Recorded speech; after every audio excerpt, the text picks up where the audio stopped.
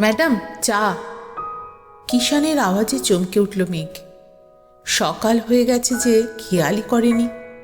ভূমি ডায়েরিটাও পড়া প্রায় শেষের দিকে। বেশ কিছু গুরুত্বপূর্ণ তথ্যের সন্ধান পাওয়া গেছে।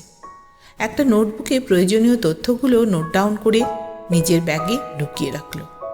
চা খেতে খেতে ডায়েরির শেষ পাতা কটাও পড়ে ফেলল। ডায়েরিটা টেবিলের উপর রেখে বেল বাজিয়ে কিষানকে বলল মিসেস রুদ্রকে ডেকে দিতে। মিনিট খানেকের মধ্যেই রুদ্র এলে তাকে অন্তরার কল লগ হিস্ট্রি বের করতে বলে দিল। রুদ্র রুম থেকে সবে বেরোতে যাবে, মেঘ রুদ্রকে ডেকে বলল, আপনি একবার কমপ্লেক্সের মিস্টার শর্মাকে ফোন করে ভূমির ফোন নম্বরটা নিয়ে নিন। তারপর ওটার কল হিস্ট্রি বার করে ফেলুন, আর মোবাইলের কারেন্ট লোকেশনটাও ট্রেস করার চেষ্টা করুন। ডিউটি আওয়ার শেষ হয়ে গেলে থানা থেকে পুলের টিম বেরিয়ে গেল। পূর্ব পরিকল্পনা মতো যাকে যে কাজের ভার দেওয়া হয়েছে তারা সেই কাজে লেগে পড়ল। তখন প্রায় 3টে হবে। মেঘ ঘরে ঘুমোচ্ছিল। এমন সময় ওর মোবাইল ফোনটা বেজে উঠল। ঘুম চোখে ফোনটা রিসিভ করলো এবং ফোনের অপর প্রান্ত থেকে ফ্যাঁস ফ্যাঁসে গলার স্বর শুনে মেঘের বুঝতে অসুবিধা হলো না ফোনটা কে করেছে। মিস রয়, পোস্টমর্টম হয়ে গেছে, রিপোর্টও রেডি, আপনি বডি নিয়ে যাওয়ার ব্যবস্থা করুন। আর একটা কথা, আপনি হাসপাতালে এসে বিকেল 5টার মধ্যে আমার সঙ্গে আজকে একবার দেখা করবেন। কিছু গুরুত্বপূর্ণ কথা বলার আছে। এখন রাখছি। ওকে ডাক্তার, আমি দেখছি যতটা তাড়াতাড়ি সম্ভব হাসপাতালে যাওয়ার চেষ্টা করছি। ফোনটা রেখে থানায় ফোন করে ভূমির ঠিকানাটা রেকর্ড থেকে নিয়ে ভদ্রেশ্বর থানাকে ইনফর্ম করতে বলল, রিলেটিভদের যেন খবর দেওয়া হয় বডি নিয়ে যাওয়ার জন্য। ঘণ্টাখানেক পর ভদ্রেশ্বর থানার ওসি মেয়েকে ফোনে জানালেন ভূমির বাড়ির পাশেই ওর জেঠু আর কাকার বাড়ি। ওদের ইনফর্ম করা হয়ে গেছে, ওনারা সন্ধ্যের মধ্যেই হাসপাতালে পৌঁছে যাবেন। ওসির ফোন ছাড়তে ছাড়তেই বিশ্বাসের ফোন এলো। ম্যাডাম, বিশ্বাস বলছি। আমরা 3জন একে একে অন্তরার উপর নজর রাখছি। মুখার্জি ছিল আমার আগে, কিছুক্ষণ পরে ঘোষ চলে আসবে। যে কারণে আপনাকে ফোনটা করলাম। আমি রিসেপশনেই ছিলাম, ছদ্মবেশে আছি বলে অন্তরা বুঝতে পারেনি। ইনফ্যাক্ট মুখার্জিকেও না। মিনিট 10 আগে ওর ফোনে একটা ফোন আসে। মাঝে মাঝে উত্তেজিত হয়ে পড়ছিল কথা বলার সময়। তারপর ওই ফোনটা কেটে দিয়ে সঙ্গে সঙ্গে অন্য কাউকে ফোন করলো। দুবারই খুব নিচু গলায় কথা বলছিল, যে কারণে কোনো কথাই আমরা শুনতে পাইনি। ঠিক আছে, আপনি যেভাবে নজর রাখছেন ওইভাবেই রাখুন, পরে প্রয়োজনে আপনাকে ফোন করে নেব। ফোন কেটে ঘড়ির দিকে একবার তাকিয়ে বিছনা ছেড়ে উঠে রেডি হয়ে দোতলা থেকে নিচে নেমে এলো। রাখি তখন নিজের ঘরে শুয়ে। মা, দরজাটা দিয়ে দাও। কী রে, তুই এখন বেরোচ্ছিস? তোর তো নাইট ডিউটি চলছে। একটু কাজ আছে বলে হেলমেটটা হাতে নিয়ে বাড়ির পিছন দিকে গিয়ে গ্যারেজ থেকে বাইকটা বের করে হাসপাতালে চলে গেল। প্রায় 45 মিনিট পর হাসপাতালে পৌঁছে সোজা চলে গেল ডক্টর হাজরার চেম্বারে। মেঘকে দেখে উনি উঠে দাঁড়িয়ে বললেন, আসুন আসুন মিস রয়, আপনার জন্যই অপেক্ষা করছিলাম। আপনাকে পোস্টমর্টমের রিপোর্ট ফাইলটা আমি পার্সোনালি দেখাতে চাইছিলাম। গুরুত্বপূর্ণ কিছু তথ্য পেলেন নাকি? ব্যাপারটা হলো, এর মৃত্যু হয়েছে পরশুদিন রাত 9টার আগে আশেপাশে। শরীরে অ্যালকোহল আর ড্রাগ পাওয়া গেছে। ড্রাগের মাত্রা অত্যধিক ছিল। আর একটা বিষয় হলো, শরীরে বিষের সঙ্গে সঙ্গে ক্লোরোফর্মও পাওয়া গেছে। আর এর পরিমাণ একটু বলবো না, অনেকটাই বেশি ছিল। অজ্ঞান করার জন্য যে পরিমাণ ক্লোরোফর্ম প্রয়োজন তার থেকে অনেক বেশি। কিন্তু যে ধরনের বিষ ওর শরীর থেকে পাওয়া গেছে তা কিন্তু কোনো কেমিস্ট শপে পাওয়া সম্ভব নয়। কেমিস্ট ল্যাবে এই ধরনের পয়জন বিভিন্ন টেস্টের জন্য ব্যবহার করা হয়ে থাকে। পয়জনের মাত্রা কম ছিল, এতে মৃত্যুও সম্ভব নয়। পাওয়ার কম ছিল, অ্যালকোহলের মাত্রাও কিন্তু কম ছিল, তবে ড্রাগটা বোধহয় সিরিঞ্জ দিয়ে নিত না। শরীরে কোথাও কোনো সিরিঞ্জ ফোটানোর চিহ্ন নেই। তার মানে আমার সন্দেহটাই ঠিক। আমরা যখন ওখানে পৌঁছই তার আগের দিন রাতেই ভূমির মৃত্যু হয়, আর সেই কারণেই ওর শরীরটা শক্ত আর ঠান্ডা হয়ে গেছিল। 1 মিনিট ডাক্তার, আমি বাইরে থেকে একটা ফোন করে আসছি।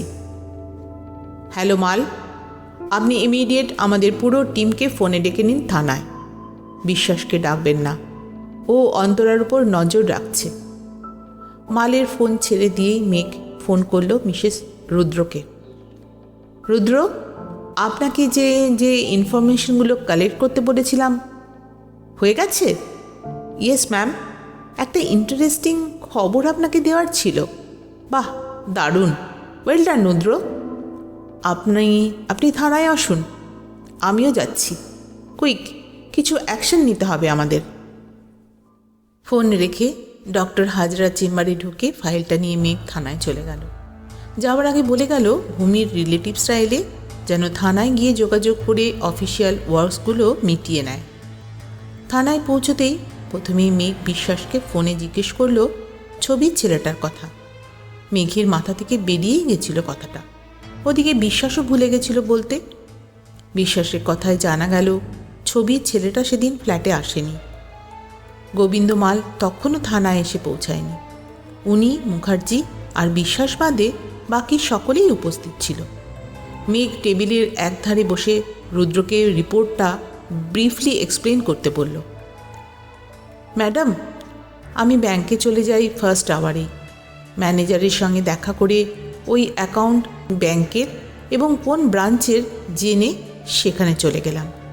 সেখানে গিয়ে অ্যাকাউন্ট হোল্ডারের নাম ঠিকানা পেতে কোনো সমস্যাই হলো না, সঙ্গে ফোন নাম্বার আর ছবিও। আমার মোবাইলের কম্পিউটার স্ক্রিন দিয়েই ছবিটা তুলে নিয়েছিলাম। তারপর সোশ্যাল সাইটে সার্চ করে এনার প্রোফাইল দেখলাম, ফোন করলাম, বললাম কাজের ব্যাপারে আপনার সঙ্গে একটু দেখা করার ছিল, যদি একটু অ্যাড্রেসটা দেন। কাজের ব্যাপার মানে? লোকটা কি করে? লোকটা ওই ফিল্ম ইন্ডাস্ট্রির সঙ্গেই যুক্ত। খবর নিয়ে যা জানতে পারলাম, নতুন নতুন ছেলে মেয়েদের মডেলিং, ফিল্ম, তারপর সিরিয়াল এসবে চান্স দেয়। আমি ছবিটা মুখার্জিকে ফরওয়ার্ড করে কমপ্লেক্সে গিয়ে দেখাতে বললাম। ও হয়তো চলে আসবে কিছুক্ষণের মধ্যেই। ডায়েরিটা পড়ার পর আর পোস্টমর্টমের রিপোর্টের সঙ্গে রুদ্রের রিপোর্ট শোনার পর ঘটনাগুলো পরপর মনে মনে সাজিয়ে নিল মেঘ। যে কটা জট পেকেছিল মনের মধ্যে তা এক এক করে যেন খুলে যাচ্ছিল। ইতিমধ্যেই সোর্স লাগিয়ে বেশ কিছু তথ্য জানতে পেরেছে অন্তরা সম্পর্কে। এখন ফরেনসিক রিপোর্টের উপর অতটাও মনে হচ্ছে ভরসা করতে হবে না তাকে, কিন্তু সব চিন্তাভাবনাগুলো আবার জট পাকিয়ে গেল মুখার্জি আসার পর। মুখার্জি আসার আগেই হাঁপাতে হাঁপাতে বিধ্বস্ত অবস্থায় হাজির হলেন গোবিন্দমাল। মেঘের টেবিলের থেকে জলের বোতলটা তুলে ঢকঢক করে জল খেয়ে ধপাস করে বসে পড়লেন চেয়ারে। কি হলো আপনার? বাইকে এলেন, তারপরেও এত হাঁপাচ্ছেন কেন? মিসেস রুদ্র, কৌতুক করা বন্ধ করুন। এত কম সময়ে এতগুলো জায়গায় ভিজিট করে খবর সংগ্রহ করা চারটিখানি কথা নয়, বুঝলেন? রুদ্র মুচকি হেসে মেঘকে বলল, ম্যাডাম, অন্তরার কল লিস্ট চেক করে 2-3টে নম্বর পাওয়া গেছে, যাদের সঙ্গে অন্তরার একাধিকবার কথা বলেছে। নম্বরগুলো কাদের কিছু জানা গেল? আজ সকাল থেকে শুধুমাত্র 2জনের সঙ্গেও কথা বলেছে। একজন হলো ডাক্তার, আরেকজন কে তার পরিচয় এখনও পর্যন্ত বের করার টাইম পায়নি। এছাড়া ঘটনার দিন আর তার আগের দিন অন্য একটা ফোন নম্বর থেকে ওর ফোনে ফোন আসে, কিন্তু সেই নম্বরটা এখনও ট্রেস করা যাচ্ছে না। এইবার আসি ভূমির ফোনের কথায়। ফোনটা সুইচ অফ, লোকেশন ট্রেস করতে হবে। মাল, বিশ্রাম হয়ে গেলে আজকে রিপোর্টটা দিন। ম্যাডাম, কোথায় কোথায় গেছি, সব কটা স্টুডিও পাড়ায় গেছি, কয়েকটা তো এত দূরের অ্যাড্রেস যে গেলে আর ফিরতে পারবো না। সেই বকখালি, মন্দারমণি, শিলিগুড়ি এইরকম দূরে দূরে সব রিসর্টের নম্বর। তবে ফোন করেছি, খোঁজ নিয়েছি। আমার ফোন নাম্বার আর হোয়াটসঅ্যাপ নাম্বার দিয়ে দিয়েছি, ওনারা ডিটেলস পাঠাবেন। স্টুডিও থেকে কি খবর পেলেন? অন্তরা বছরখানেক আগে দু একটা সিরিয়ালে ছোটোখাটো রোলে অভিনয় করলেও তারপর আর করেনি। মডেলিংও না, ভূমি করত। অন্তরা যেটা করত সেটা হলো কমিশন নিয়ে ছেলে মেয়ে সাপ্লাই দিত। ওর সঙ্গে একটা মডেলিং, অভিনয় এসব শেখানোর একটা ইনস্টিটিউটের যোগাযোগ ছিল, সেখান থেকেই ও এসব সাপ্লাই দিত। আর কথা শেষ হওয়ার আগেই মুখার্জি এসে হাজির। ম্যাডাম, রুদ্র যে ছবিগুলো পাঠিয়েছিল গার্ড চিনতে পারল না। মুখার্জির ইনফরমেশন আবার জট পাকিয়ে দিল মেঘের চিন্তা ভাবনায়। আমার মনে হচ্ছে কোনো একটা দিক মিস করে যাচ্ছি আমরা। অন্তরা সবটাই জানে খুনের ব্যাপারে, আজকেই ওকে তুলতে হবে। আমাদের হাতে সবচেয়ে বড় প্রমাণ হলো ভূমির মৃত্যুর সময়টা। অন্তরা প্রথমে মিথ্যা কথা বলে গেছে। প্রথম মিথ্যা কথা, ওর সঙ্গে নাকি ভূমির সকালে কথা হয়েছে। দ্বিতীয় মিথ্যে কথা হলো ও মডেলিং আর অভিনয় জগতের ধারে কাছে নেই। কিন্তু খুনের মোটিভটা কি হতে পারে? ভূমি যাকে টাকা দিল সে একজন দালাল। যে ছেলেটার ছবি আমরা পেলাম তার কোনো খোঁজ নেই। এমনকি যে ছেলেটা এই খুনের সঙ্গে যুক্ত তাকেও ট্রেস করা যাচ্ছে না। এটা এখন পরিষ্কার আমার কাছে যে অন্তরার সঙ্গে ওই দালালের কানেকশন আছে।